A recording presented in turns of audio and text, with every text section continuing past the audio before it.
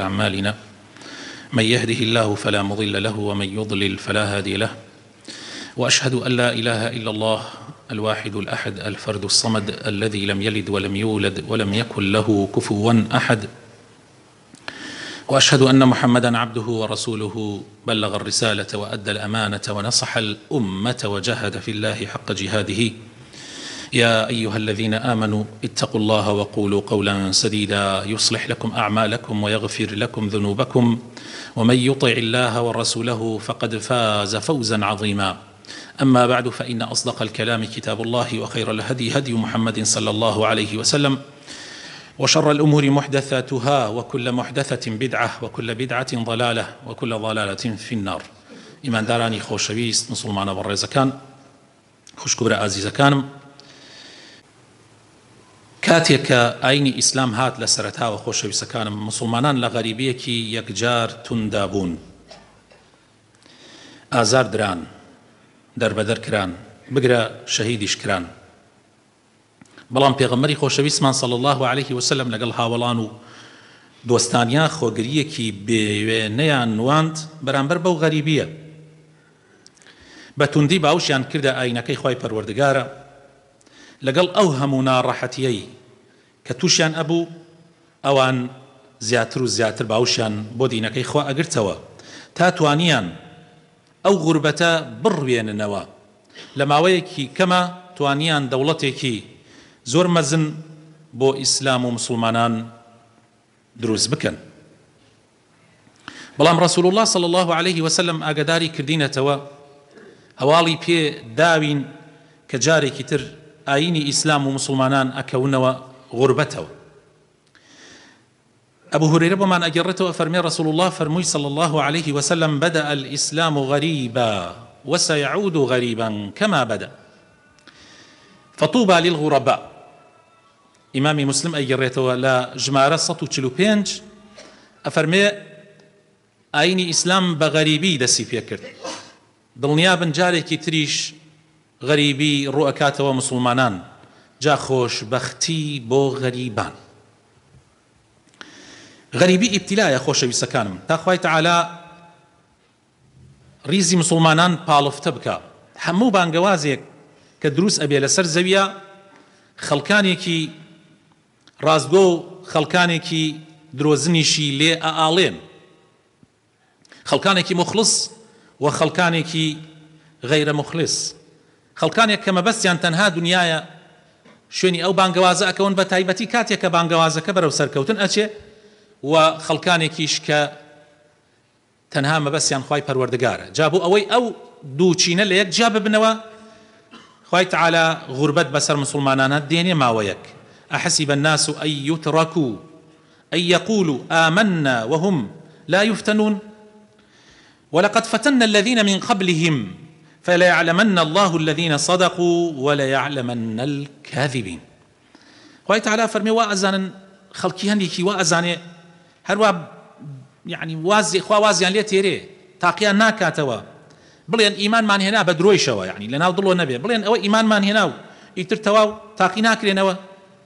واللهی ئەوانەی پێش ئێوە تاقی کراونەتەوە، خوا تاقییانی کردوتەوە تا دەرکەوێ کێ ڕاستگۆیە و کێ درۆزنە، کێ بۆ خوا ئەو ڕێبازە هەڵبژاردووە و کێیش بۆ دنیا. جۆرەکانی غوربەت خۆشەویستەکانم کە لەم زمانەی خۆمانە ئێستا هەستی پێەکەین و خوا پەنامان بدا بۆ زیاتریش ئەچێت، غوربەتی تێگەیشتن لە ئیسلامێکی گشتی و شامل و بەرفراوان. خەڵکانێک وا تێگەیشتون دینی ئیسلام تەنها نوێژە و تەنها ڕۆژووە و تەنها ئەگەر بکرێ زەکاتدانە و حەجکردنی ماڵی خوایە و عومرەیە. هەندێک کەس هەروە تێگەیشتووە ئەوە نەیە تەواو. ئیتر تۆ ئیسلام بکەی بە بەرنامەی ژیانت، ئیسلام بکەی بە کاڵای بەرت، هەموو کاروبارێکی ژیانت لە خودی خۆتۆ، هەتا خێزانەکەت، هەتا مناڵەکانت، هەتا بنەماڵەکەت، هەتا عەشرەتەکەت، هەتا قەومەکەت، هەتا دەوڵەتەکەت، هەتا هەموو سەرزەوی ئەگەر تۆ خاوەنی بی لەسەر ئاینی پیرۆزی ئیسلام دانەمەزرێ، ئەمە لە ڕاستیە خۆخەڵەتاندنە. ئاینی ئیسلام وان نییە. زۆربەی ئەوانەی کە ئەمڕۆ ئەهلی دنیان و ناوی خۆشیانیان ناوە مسلمان و کاری مسلمانان ڕائەپەڕێنن، یعنی ئەمڕۆ خوای تعالی بۆ ئیمتیحانکردنی ئێمە موقت کاروباری ئەم دنیایی داوەتە دەستی ئەوان. زۆر جار ئەڵێن زۆر ئاساییە چیەکەن بکەن کاکەەوە نوێژە بە خۆتان بڕۆن بیکەن، خۆ کەس نەوتۆ نوێژ مەکەن، کێوتێتی نوێژ مەکەن، بەس ئیلاقەتان نەوێت لە دەسڵات، ئیلاقەتان نەوێت لە حکم، بەچی یاسایەک حکمەکرێ ئێوە ئیلاقەتان نەوێت بابێت تۆ بسڵمانی پیاوێکی بسڵمانی بە خۆت نوێژەکە حەقت چییە؟ چی یاسایەک پیادە ئەکرێ تۆ مسلمانی حەقت چییە کاکە؟ حەقت چییە؟ یاسای فەڕەنسی، یاسای یۆنانی، یاسای هەر وڵاتێکی تر تێرین هەوا ئارەزوی خۆمان، تۆ حەقت چییە؟ تۆ بسڵمانی بە خۆت لە ماڵەدان شەکاکە، تو چی پەیوەندیکی بە مۆزوعەوە؟ لا حول ولا قوة إلا بالله. ئەمە کارەساتە گەورەکەیە. ئەو تێگەیشتنە ئەوە تێگەشتنەکەەوە غوربەتە لە ئیسلام، بەڕاستی ئەوە داماڵینی ئاینی خوایە لە حەقیقەت و ڕاستیەکەی. عینەن مەسیحیەت ئاوا پێکرا، ئیسا ئاینی مەسیحیەت ئاوا پێکراوە بزەبت. ئەو ئاینە پیرۆزەی پێغەمبەر عیسا ئێستا بۆتە تەنها توێکڵێک و هیچی تر. ئەڵێ دەوڵەتێکی مەسیحی، بەڵام ئەوەی دینی خوا بێت یا پیادە ناکرێت. تەسەوڕەکەن پیاو ئەخوازێ و ژن ئەخوازێ. ئەمە دەوڵەتی مەسیح، ئەمە دەوڵەتی خوایە، ئەمە دەوڵەتی خوایە. هەرچی خراپەی دنیا هەیە تایە ڕوئەدا، ئەمە دەوڵەتی خوایە، ئەمە دەوڵەتێکە لەسەر ئاینی پێغەمبەر عیسایە.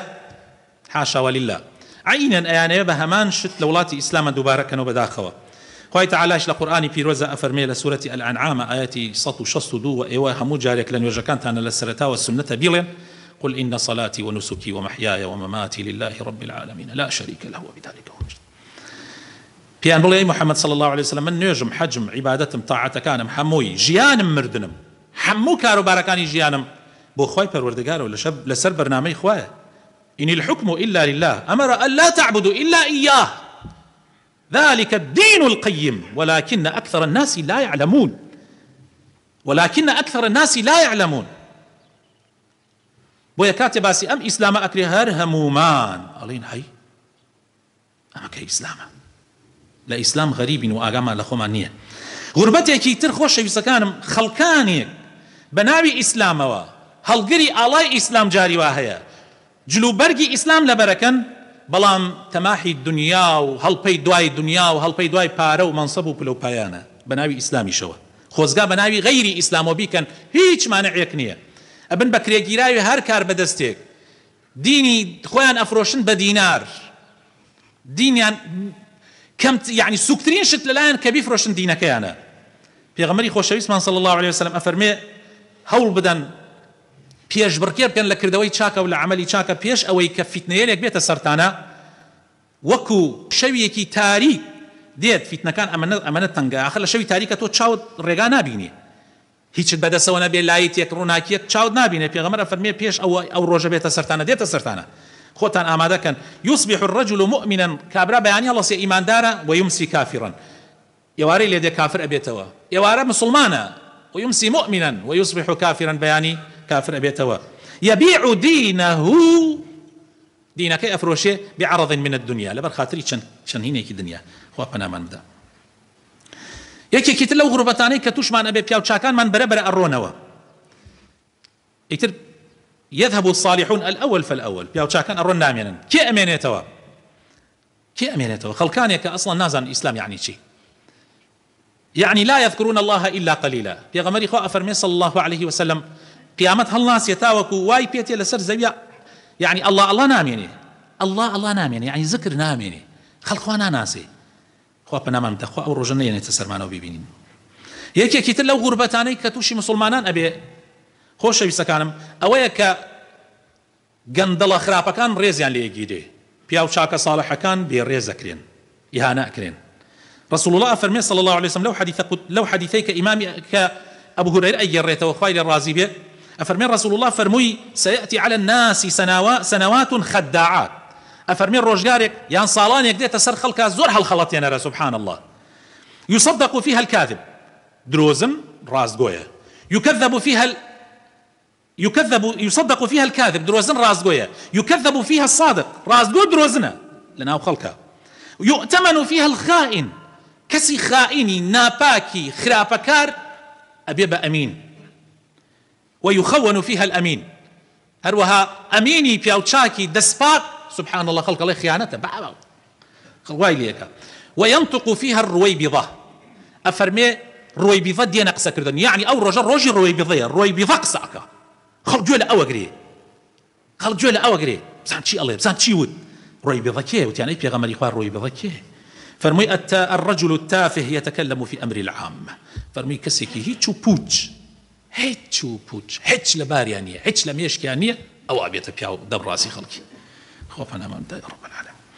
هەروەها یەکێکیتە لەو غوربەتانەی کە دێتە سەر ئومەتی ئیسلامە خۆشەویستەکانم ئەوەیە کە ئەهلی ئەمانەت نامێنن.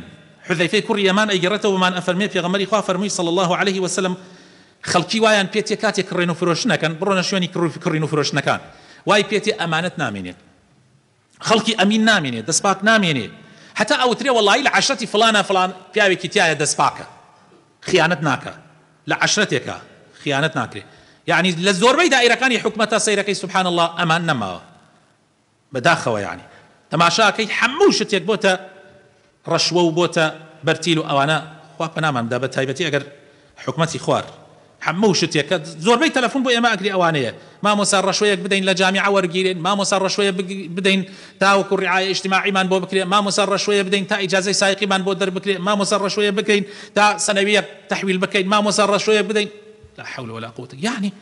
يعني ڕەشوە هەر بە ئاب و ئاشکرا ئەمان نەماوە، خوا پەناماندا. جا پێغەمبەری خوا ئەفەرمێ وای پێتێک ئەوترێ بەخوا فڵانە کەس پیاوێکی چاکە، ما أجلده ما أظرفه ما أعقله، چەند قسە خۆشە، چەند عاقل و ژیرە، وما في قلبه مثقال حبة من خردل من إيمان. سبحان الله، یەک زەڕە ئیمانی لە دڵیانە، خەڵک وەسف ئەو گزەلا ماداتەوە پیاوە ئیماندارەکان يعني زمانێکی وا دێتە پێشەوە خوا پەناماندا. داواکارم خوای تعالی ڕەحمان پێ بکە و زەمەنی وا ناخۆش نەبینین و ئێمە لەوانە نەبین کە خوا پەنامان بدە ئەگەر زمانی واش هاتە پێشە لەوانە بین کە عەکسی ئەمان خوا پەنامان بدە. یا ڕەبی خوای ئیسلاحمان بکەی، یا ڕەبی خوای هیدایەتمان بدەی، نوری ایمان بخەیتە دڵەکانمانەوە، دامەزرامان بکەی لەسەر دیندارەتی لەسەر ئیسلامەتی، دوورمان خێرێتەوە لە بێدینی، لە کافربوون، لە ئیلحادبوون، یا ڕەب العالەمین. یا ڕەبی خوای رحم بمردوكان بکە یا ئیلاهی، یا ڕەبی خوای شیفای نەخۆشەکانمان بدەی، بە تایبەت ئەو نەخۆشانەی کە داوای دوعای خێریان لێ کردوین، بە تایبەت ئەو نەخۆشانەی کە ئەهلی ئەم مزگەوتن و ئێستا نەخۆشن. یا ڕەبی خوایە بۆ خاتر ناوەجوانەکانی خۆت، بۆ خاتر ئیسمی عەظەمی خۆت، یا ڕەب العالەمین ئیسلاحمان بکەی، ئیسلاحی ماڵ و مناڵمان بکەی، ئیسلاحی خێزانەکانمان بکەی، ڕەحم بە دایک و باوکمان بکەی، ڕەحم بە برا و خوشکمان بکەی. یا ڕەبی خوایە گەنجەکانمان لە فیتنە و لە ناڕەحەتی بپارێزی، یا ڕەب العالەمین. یا ڕەبی خوایە بۆ خاتر ناوەجوانەکانی خۆت، ئەم وڵاتەی ئێمە هەموو وڵاتانی ئیسلام، یا ڕەبی لە ناخۆشی، لە قات و قڕی، لە گرانی، لە فیتنە، لە زاڵم، لە خراپەکار بپارێزی، یا ڕەب العالەمین. یا ڕەبی خوایە خۆشی و هەرزانی لە کوردستانە بەرقەرار بکەی، دوورمان خەیتەوە لە قاتی قڕی گرانی، یا ڕەب العالەمین. ئامین ئامین.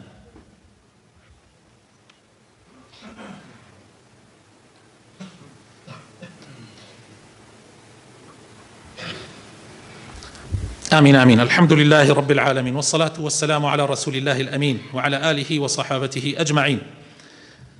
يا أيها الذين آمنوا اتقوا الله ولتنظر نفس ما قدمت لغد واتقوا الله إن الله خبير بما تعملون. إيمان داراني خوشويس مسلمان بالرزكان. صفات أهل غربت چییە؟ هەندێک لە صفاتەکانیان خۆشەویستەکانم ئەوانەی کە ئەهلی غوربەتن، یعنی مسلمانی ڕاستەقینەن، دائیمەن چاکەکارن، دائیمەن گەندەڵی و خراپە چاکەکەن، ئەمان لەگەڵ چاکەکارانن، نەک لەگەڵ گەندەڵکاران و خراپەکاران و فاسدین. رسول الله فرمي صلى الله عليه وسلم إن الإسلام بدأ غريبا وسيعود غريبا كما بدأ فطوبى للغرباء. وتيان أي بيغمري خوا، أي بيغمري خوا كيان أوانيك غريبا؟ فرمي الذين يصلحون إذا فسد الناس، الذين يصلحون بم معناها يصلحون، يعني چاکەکارن کاتێ خەڵکی خراپە، خەڵکی خراپ نابێت، خەڵکی پەنا نابەنە بەر ڕەشوە، پەنا نابەنە بەر دزی، پەنا نابەنە بەر هەرچی ڕێگای پیسەیە بۆ پەیداکردنی پلە و پایە و پارە. ئەمان ئەوان ناکەن، ئەمان ئەڵێن ئێمە عیلاقەمان لەو خەڵکە نییە، ئێمە ئەبێ ڕێگای چاکەکاری بگرینە بەر، ئێمە ئەبێ ڕێگای چاکەکاری بگرینە بەر. لە سەردەمی 2003 کاتێ زمانی علوجەکە هاتە پێش، ئەو کاتە زۆر کەس دەرکەوتن کێ فاسدە و کێ مفسیدە، کێ صالحە و کێ مصلحە. يعني دەگمەن دەرچوو بە سەلامەتی، دەستنەوە بۆ پارەی حرام، دەستنەوە بۆ ماڵی حرام، ئیتر هەر یەکێک بە فتوایەک، حتى مەلای وا هەبوو فتوایە دای و دەست بۆ بیبن ماڵی حکومەتە و بیبن، لا حول ولا قوة إلا بالله. دەگمەن باوەڕ بکەن ئەوەیە، ئەوە غوربەتە، ئەو غوربەتە کە تۆ تاق و تەنیا سەیرەکەی لە بنەماڵەکە تا خۆت تاق و تەنیای کە دەست نەبردە بۆ پارەی حرام، بۆ ماڵی حرام. تۆ سیارێکی بەرازیلی بە 15,000 ئەکڕا بەڵام مۆدێلی 88 بوو بەڵام پترۆڵێکی مۆدێلی 2002 بە 2009 بوو بە 2000 بوو جاری وا بوو یعنی کەمتریش بوو تۆ بێ ئەو پترۆڵەن سواری نەبیت و دەستی بۆ نەبیت و بڕۆی سواری بەرازیلیەک ببی یعنی پیاوی گەرەک بوو پیاوی گەرەک بوو لە ناو دڵمانە ئێستا ئەزانین کێ لەو کاتە لەگەڵ خوای ڕاستی کرد کێ لەگەڵ خوای ڕاستی نەکرد ئەوانەی کەوا دەستیان برد بۆ هەموو حرامەکان هەر وەک ئێمن ئەوانەشی کە خۆیانیان گرت هەر وەک ئەوانن هیچ فەرقیان نییە بیرکەنەوە براینە هەر لەوە بزانن کەوا زەمانە چۆنە ئەوانەی کە غەریبن یعنی بەڕاستەقینەیی شوێنی پێغەمبەر کەوتون صلی الله عليه وسلم ئەوانن کە دەست ئەگرن بە سنەتی پێغەمبەر صلی الله عليه وسلم لە ڕێبازەکەی پێغەمبەر لا نادەن رسول الله لە حەدیثێکە ئەفەرمێ کەسانێک دێن لە دوای ئێوە و ئەصحابەکان ئەفەرمێ هەر کەسیان دەست بگرن بە دینی پێغەمبەر صلی الله عليه وسلم و ئارام بگرن و بەڕێکوپێکی دەست بگرنە سنەتی پێغەمبەر و دینی ئیسلامەوە ئەفەرمێ هەر یەکێ لەوانە ئەجری 50 شەهیدیان هەیە وتیان ئەی پێغەمبەر ئیمامی عومەر فەرمووی وتی ئەی پێغەمبەری خوا ئەو شەهیدانە لە شەهیدی خۆیان یا لە شەهیدی ئێمە فەرمووی لە شەهیدی ئێوە يعني هەر یەکێک لەوانە ئەجری 50 شەهیدی سەحابەی هەیە لەو زەمانە بێت چونکە زەمانەکە زۆر زەحمەتە زمانی فەسادە زمانی خراپەکاریە زمانی تەماحە زمانی هەموو خراپەیەکی تیا ئەکرێ تۆ بە تاقوتەنیانەیەکەی زۆر قورسە بۆیە رسول الله لە حەدیثێکی تا ئەفەرمێ لەو ڕۆژە ئەمەندە سەختە دەستگردن بە دینەوە بە دینی ڕاستەقینەوە هاو دینەوە خۆشە گشت بە هەموو ڕێگایەک تۆ ئەڕۆی بۆ عومرە و بۆ حەج و هەموو دزیەتەکەی دوعای زەکاتە دەیت و ڕەمەزان دێ ئەو دینە ناڵێن دینە ڕاستەقینەکە دینە ڕاستەقینەکە دەستگرتن بە دینە ڕاستەقینەکەەوە لەو ڕۆژە وەکو ئەو وایە ئەسکڵێکی ئاگر لە ناو دەستا بێ و لە ناو مشت تا بێ و ئاوا دەست بنۆقێنی چەند زەحمەتە دەستگرتن بە دینەوە لەو ڕۆژە ئەوەنە زەحمەت هەروەها ئەوان دائیمەن کەمن سبحان الله چونکە زۆرینە حەز لە خراپە ئەکەن پێغەمبەری خوا صلی الله عليه وسلم لەو حەدیثە لە ڕیوایەتێکی تریا فەرمووی ئەو کەسانەی کە غورەباءن کێن فەرمووی أناس سوء كثير خلقانێکی خراپەکاری زۆرن من يعصيهم أكثر مما يطيعهم يعني خلقانێکی صالح لەناو خەڵکانێکی خراپەکاری زۆرە نصيحتەکەن ئەم صالحانە نابێ دانشن ئەبێ بەردەوام قسەی خۆیان بکەن بەردەوام باسی دینی خوا بکەن بەردەوام باسی چاکەکاری بکەن بەڵام خەڵکێکی زۆر کەم بە قسەیانەکە خەڵکێکی زۆر کەم بە قسەیانەکە زۆرینە بە قسەیان ناکە کۆل ئەمانە خەریک چین بۆیە خوای تعالیش لە قورئانە فەرمێ وإن تطع أكثر من في الأرض يضلوك عن سبيل الله ئەگەر سەیری زۆرینەی خەڵک بکەی تۆ شوێنی ئەوان بکەوی واللهی لە ڕێگای خوا لا تدەن چونکە زۆرینە حەزل زۆرینە ئەهلی دنیان زۆرینە ئەهلی دنیان ئەمەیشی کە بەسەر ئێمەیە تێ ئەمڕۆ وە لە هەموو زەمانێکیشە گشتی هۆکاری زۆرینەیە چونکە دائیمەن زۆرینە لەگەڵ خراپەکاران قەت لەگەڵ چاکەکارانی خوا پەنامان بدە مەگەر دەگمەن لە کەم زەمانە زۆرینە لەگەڵ چاکەکاران نابوون